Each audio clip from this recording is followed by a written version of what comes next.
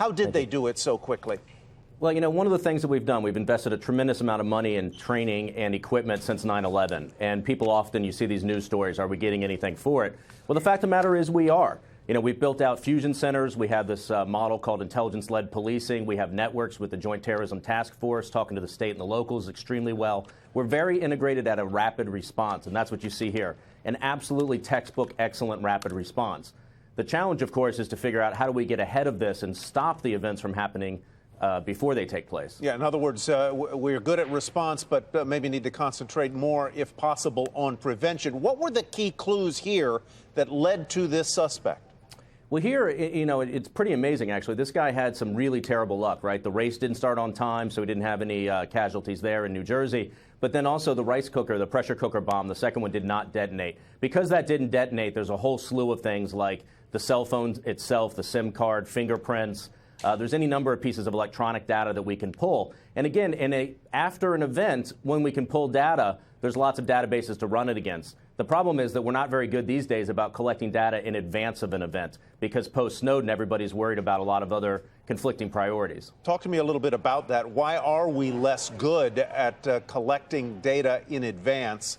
You mentioned Snowden and the hesitance then for intelligence agencies to tap some of the electronic fingerprints that might lead us to places. Exactly. So I'm a former intelligence officer. I was in the military. And the first thing I would always tell you is I need the data. If I don't have a baseline, then I don't have anything to check systemic changes against. What I'm looking for is patterns. So you might have found this guy had a smaller, decreasing size social network of friends, things like that.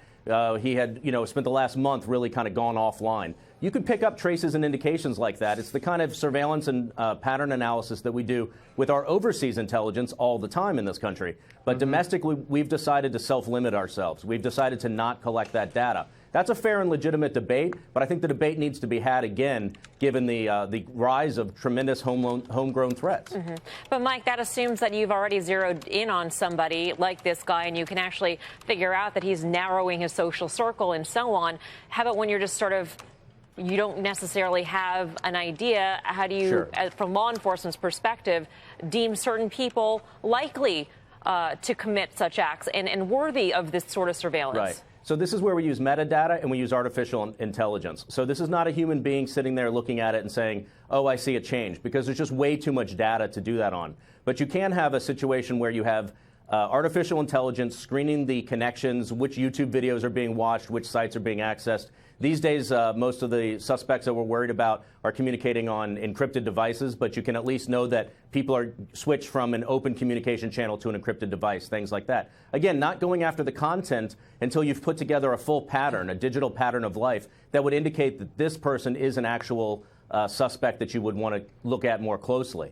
But the thing is, we're not allowing ourselves to get those tippers. So we have to wait until something happens to get the tip that now we want to go, where did this guy live? Who were his friends? Who did he make phone calls to? We have no ability to do pattern analysis in advance because we're not allowing ourselves to use the technology that we've built to do exactly that sort of analysis. You know, Mike, I know we've talked about this being potentially a part of a broader scheme, but, let's back up just a bit. This is a gentleman who in 2011, with his father and brother, filed a lawsuit against the city of Elizabeth alleging basically discrimination over their fried chicken restaurant, that somebody had made a complaint about it. We've noticed that the bombs, as you noted, were not particularly sophisticated.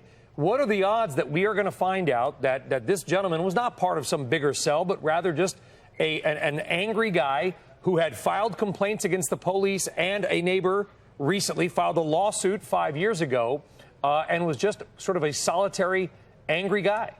Sure, it's increasingly looking that way. I will say the initial thought was that's a lot of bombs for one individual to make without any assistance whatsoever.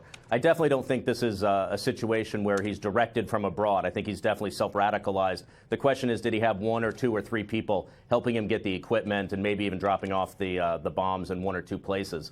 So if it is a cell, it's a very small cell. This is not, I don't think, even analogous to the things we've seen in Europe where you had highly trained folks with real weapons expertise and tactical knowledge. We clearly don't see that in his modus operandi. But again, we can't get weak and think, oh, well, because this guy didn't have it, the next one won't. One of my big concerns always involves chemical, biological, and radiological weapons, because the same kind of information is out there, how to acquire those materials and how to create dirty bombs and the like.